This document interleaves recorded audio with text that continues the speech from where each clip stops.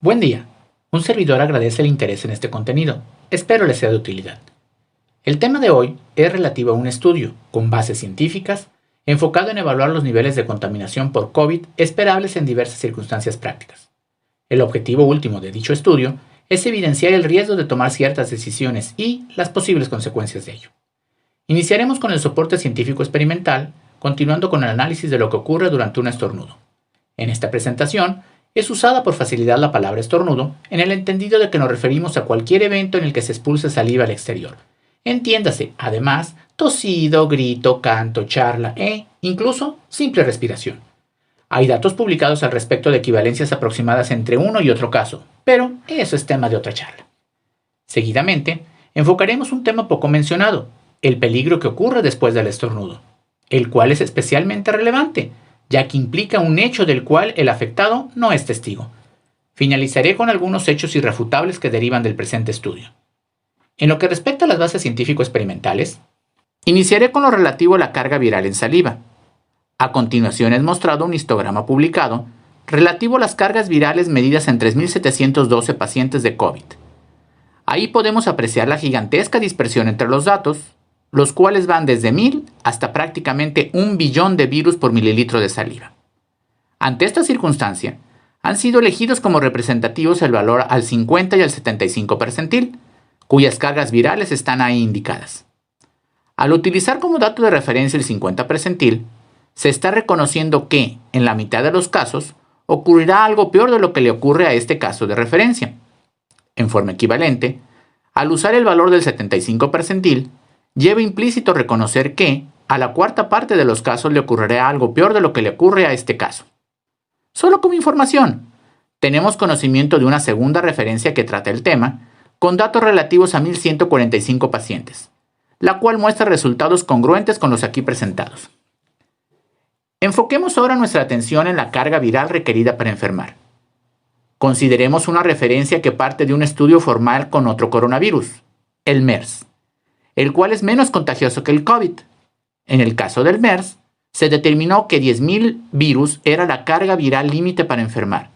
Por lo tanto, sería esperable que, en el caso del COVID, dicho valor fuese menor que 10.000. Así, basado en lo anterior, aquí tenemos considerado el código de colores que se presenta abajo, el cual tiene como base una escala logarítmica y, ex profeso, aplica una tendencia conservadora que procura no sobreestimar la posibilidad de contagio. Al igual que en el caso anterior, disponemos de una segunda referencia con resultados congruentes a los aquí descritos. Aunque podría aburrirlos con la ecuación diferencial que hay que resolver a partir de la ley de Stokes, buscando demostrar científicamente la existencia del llamado aerosol, no lo voy a hacer. Prefiero acudir a la experiencia práctica y mostrarles el video siguiente, en donde es evidente que hay una gran cantidad de partículas suspendidas, cuyos tamaños son perfectamente visibles y cuyos pesos son muy superiores a las gotas de agua de tamaño equivalente. Como ustedes saben, el parámetro de partículas suspendidas se utiliza para cuantificar la contaminación en las grandes urbes. Si dichas partículas pueden permanecer suspendidas un largo tiempo, también lo pueden hacer las gotas de un estornudo. Solo como referencia, en la gráfica generada a partir de dicha ley, es posible ver que, con velocidades de viento tan bajas como 3 km por hora, por ejemplo, en una brisa muy suave, es posible mantener flotando gotas visibles. Sin embargo, si el viento llega a 30 km por hora, partículas con diámetros mayores a medio milímetro pueden mantenerse suspendidas, en tanto no colisionen con algo o se evaporen. Aunque los datos anteriores son interesantes, más útil para nuestro objetivo es estimar el porcentaje volumen del estornudo que permanece suspendido como función del diámetro de partícula. Aquí podemos ver que, con vientos muy ligeros, de alrededor de 3 km por hora, el 5% del estornudo puede permanecer suspendido, en tanto que, con velocidades de viento del orden de 30 km por hora, puede permanecer suspendida hasta el 15% de la saliva expulsada. Así, elegiremos un punto medio y consideraremos que el 10% del volumen de saliva permanece suspendido. Analicemos ahora, ¿cuánta saliva puede pasar a través de los cubrebocas? Para ello, consideraremos este par de micrografías obtenidas con el microscopio electrónico disponible en la Universidad de Guadalajara. La micrografía de la izquierda es de un cubrebocas manufacturado en tela. El de la derecha es un cubrebocas quirúrgico de 3 capas. La imagen representa a la capa con mayor capacidad de retención. En ambas imágenes se dibujaron gotas de 4 y 17 micras. Aunque sabemos que hay un efecto electrostático que ayuda aún más a la retención, por facilidad, aquí consideraremos únicamente el filtrado mecánico, siendo evidente que es poco probable que pasen las gotas mayores a 17 micras, igual que es poco probable que sean retenidas muchas gotas menores a 4 micras. Con tal antecedente, y con la intención de abarcar varios tipos de cubrebocas, consideraremos aquí esos casos límite, es decir, 4 y 17 micras. Como puede apreciarse en la gráfica, en el caso de 4 micras, se estima que el 0.1% del estornudo tiene diámetros de partícula menores que eso, en tanto que 0.5% de partículas se esperaría tuvieran diámetros menores a 17 micras. Con la intención de elegir un punto de corte realista que garantice cierta seguridad, se considerará que el 0.5% del volumen del estornudo puede pasar un cubrebocas. Es decir, un cubrebocas bien colocado evita que llegue a mi cuerpo el 99.5% de la contaminación expelida por el individuo contaminado. Con lo que uno podría afirmar, ¡excelente! Y estaría en lo correcto. Pero debería agregar, pero insuficiente, tal como lo veremos más adelante. Habiendo superado la aburrida teoría, veamos ahora lo que pasa durante el estornudo. De aquí en adelante, consideraremos, en paralelo, los casos definidos al inicio, es decir, el del 75 percentil que llamaremos caso de alta virulencia, con 50 millones de virus por mililitro, y el del 50 percentil, que denominaremos de media virulencia, con 500.000 virus por mililitro. Adicionalmente, como dijimos previamente, consideraremos que solo el 10% de la saliva se mantiene suspendida en el ambiente y, por intuición experimental, usaremos un volumen inicial de distribución de 500 litros. Así, para este caso, el estornudo va a formar una nube inicial de contaminación, la cual contendrá entre 100 y 10.000 virus por litro, dependiendo de si el individuo contaminado tiene media o alta virulencia. Ahora, ¿qué pasa si alguien queda dentro de esa nube contaminante e inhala el aire que se encuentra ahí? Pensemos 3 casos. Un individuo que, consciente del peligro que implica el inhalar el aire contaminado, solo realiza una respiración, ya que no alcanzó a reaccionar a tiempo, pero después de ello se retira cortésmente de la zona contaminada. El segundo caso es el de una persona que, aun siendo consciente del peligro, su tradicional cortesía le impidió retirarse inmediatamente y requirió 1 minuto para buscar un pretexto.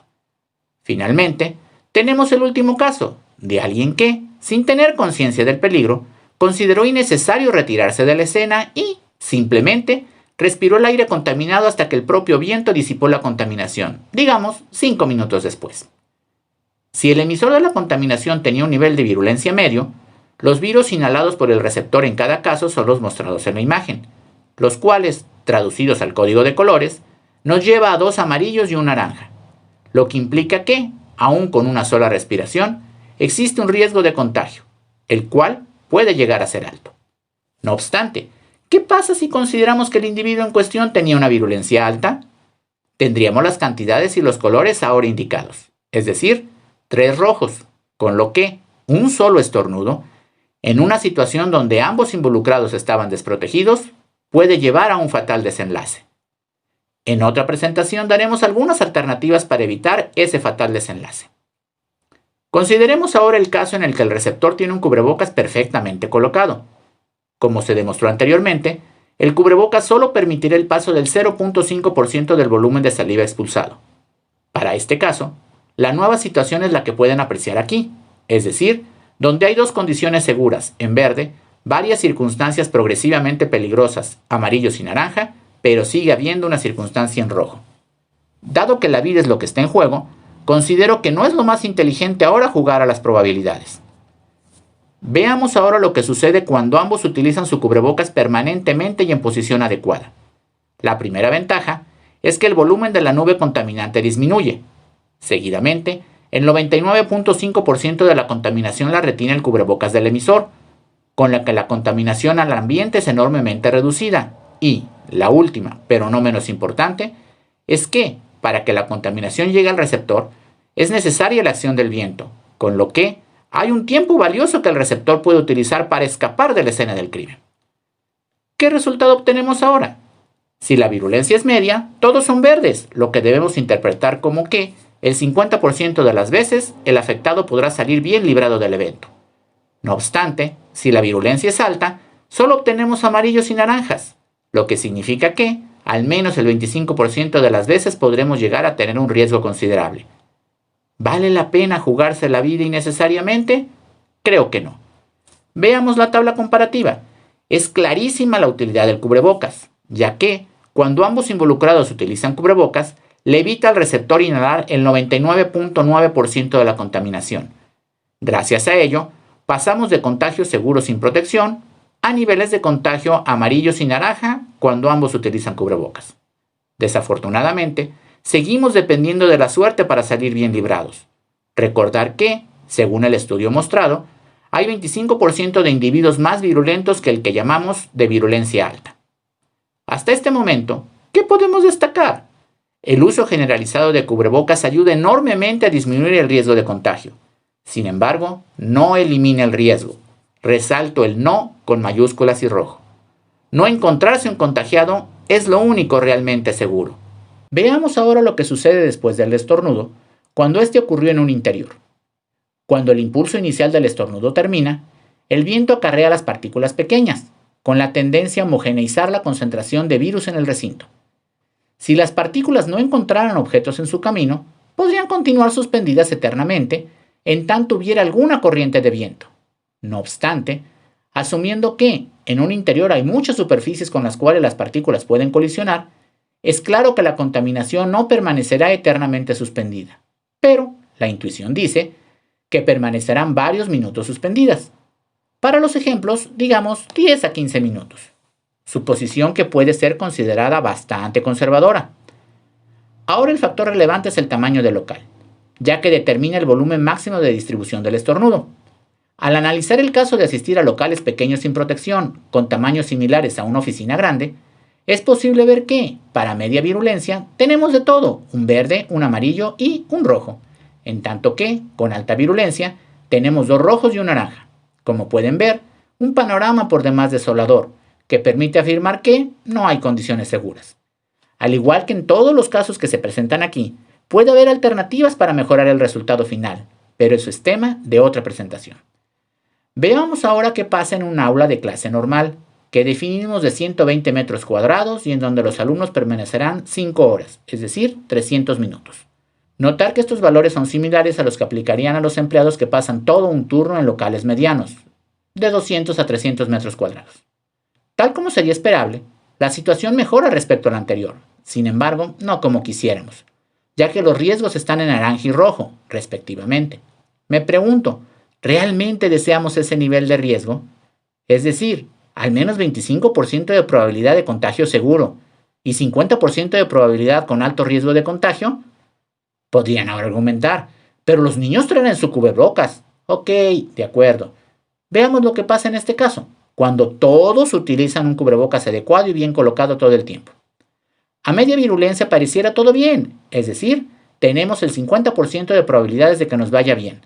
Recordar que el 50% de los pacientes tiene virulencia mayor a la que llamamos virulencia media. Sin embargo, los invito a que seamos empáticos. ¿Vale la pena jugarse en un volado la vida? Lo dejo a su consideración. Presentemos el último caso de esta sección, los locales grandes teniendo ambos cubrebocas. Como en el caso anterior, ahora, salvo el caso en el que el individuo permanece todo un turno en el local, creo que es una condición bastante segura. Recapitulemos esta sección comparando las dos tablas. Como pueden ver, el cubrebocas ayuda, pero en locales pequeños no es conveniente ingresar. Hay demasiados rojos y ningún verde. Analizando ahora el efecto del tamaño del local, en las últimas dos tablas queda claro que entre más grande sea el local, es mejor. Exteriores. Como se puede ver en la animación, el proceso es similar a lo que ocurre en interiores, con la diferencia de que no hay quien contenga la expansión de la contaminación. En este caso, asumimos como tiempo máximo de contaminación 5 minutos, tiempo en el cual estimamos que el viento hará su trabajo dispersante. ¿Qué pasa sin protección? En media virulencia, pareciera que 8 metros de la fuente de contagio ya es seguro, pero a alta virulencia el problema subsiste. De entrada, podríamos pensar que la costumbre de quitarse el cubrebocas en espacios abiertos no es adecuada, pero hay un problema mayor que resaltaremos en unos momentos. ¿Qué pasaría si todo el mundo utilizara el cubrebocas adecuadamente? Con estos datos, pareciera que, a 2.5 metros del origen de la contaminación, hay problema con los casos de alta virulencia. Aunque a 8 metros pareciera que todo está tranquilo. Podríamos entonces afirmar, ¡bingo! Todo en verde. En exteriores estamos completamente a salvo. Desafortunadamente, no. ¿Por qué? Porque aún tengo 25% de probabilidad de contagiarme. Recordar que hay 25% de individuos más virulentos que el de alta virulencia. Pero hay algo más, siendo necesario entender el mecanismo de contagio para establecer una conclusión adecuada. De entrada, contestemos la siguiente pregunta. ¿Cómo puedo asegurarme de no estar 8 metros a la redonda de un punto que no conozco? Notemos que 8 metros a la redonda es el tamaño de una casa mediana. En una acera, un patio escolar, la entrada de un local, en todos esos lugares, ese requerimiento es una circunstancia prácticamente imposible de lograr. Consideremos detenidamente el proceso en un patio escolar semivacío. Aquí se muestra en rojo un contagiado con cubrebocas, quien estornuda y genera una nube inicial de contaminación. Tanto el contaminado como los demás alumnos en el patio circulan despreocupadamente, en tanto la nube inicial de tipo cónica tiene la tendencia de volverse pseudoesférica. Enseguida, en la animación vemos cómo el individuo azul claro entra en zona de contagio en un punto cercano al epicentro de la contaminación, de forma que, aunque tiene cubrebocas, se llega a contaminar. Sin embargo, el segundo contagiado ocurrió en el individuo azul oscuro, que transitó a 7 metros del origen, pero, desafortunadamente, ya que no llevaba su cubrebocas bien colocado, inhaló lo suficiente para contaminarse. Finalmente, notar que la zona contaminada, casi del tamaño del patio, permanecerá al menos 5 minutos como zona de riesgo. ¿Cuántos alumnos creen que podrán pasar por esa zona durante el recreo en una primaria? Lo dejo a su imaginación. ¿Qué podemos concluir? Dado que no vemos el origen de la contaminación, es realmente fácil contagiarse, aún en exteriores. Existen opciones para mejorar el resultado. Sin embargo, para mantener corta esta presentación serán motivo de otra charla. Para finalizar, puntualizaremos a continuación algunos hechos irrefutables que derivan de los análisis antes presentados, los cuales espero les sean de utilidad. En primer lugar, asumo que queda claro que el uso permanente del cubrebocas fuera de casa, es decir, sin ser removido fuera del hogar, es una estrategia inteligente, que como hemos visto, puede salvar tu vida y la de los demás. Dado que la contaminación también puede penetrar a través de los ojos, es recomendable que, en lo posible, utilices caretas o al menos lentes del tipo de los aquí mostrados. Aunque los equipos de protección antes mencionados son exageradamente útiles, no garantizan evitar el contagio. Repito para que quede claro, no garantizan evitar el contagio. Segundo, la llamada sana distancia de 2 metros aplica únicamente durante el estornudo y la protección que brinda dura entre 5 y 10 segundos, durante los cuales es preferible no respirar y retirarse. Sin embargo, para protegerse de la contaminación que queda dispersa en el ambiente después del estornudo, como se demostró en la presentación, es requerida una sana distancia mucho mayor, que en exteriores es de 8 metros y en interiores aún más grande. Tercero, tan útil como la estrategia anterior es que los que tengan el más mínimo síntoma de enfermedad respiratoria eviten el contacto con sus semejantes, incluso con los que cohabitan, y acudan en cuanto sea posible con personal médico capacitado. Si el contagiado está adecuadamente aislado, no hay nuevos contagios. Cuarto, el uso del estornudo de etiqueta, perfectamente ejecutado, es decir, sin que salgan partículas al exterior, complementado con el rociado de alcohol en la zona de la ropa o piel donde el estornudo fue recibido, para inactivar la contaminación, evita el contagio al 100%, ya que, si no hay emisión de contaminación, no hay contagio. Quinto, es importante reconocer la existencia de una cantidad importante de asintomáticos, la presencia intermitente de temperatura corporal en los enfermos, pero, sobre todo, que bajo ciertas circunstancias, la temperatura superficial que se mide en los filtros sanitarios no representa la temperatura corporal. Así, resulta evidente que, aún en el mejor filtro sanitario del mundo, es imposible identificar a la totalidad de los contagiados. Sexto, la probabilidad de encontrarse un contagiado depende directamente de la cantidad de contagiados existentes en mi localidad y de la cantidad de personas con las que interacciono diariamente. Por lo tanto, cualquier acción que coadyuve a la disminución de ambos factores ayudará a que regresemos a la única y verdadera normalidad. Sin embargo, ese objetivo no se logrará con una sociedad desinformada y poco empática. Nos guste o no, en este caso, El resultado final depende de la acción de todos y cada uno de los miembros de la sociedad, no solo de las autoridades. Séptimo, dado lo antes mencionado, es, por decirlo amablemente, temerario interaccionar con nuestros semejantes sin tener una razón realmente esencial para hacerlo. No se necesita aglomerar multitudes para que haya un contagio.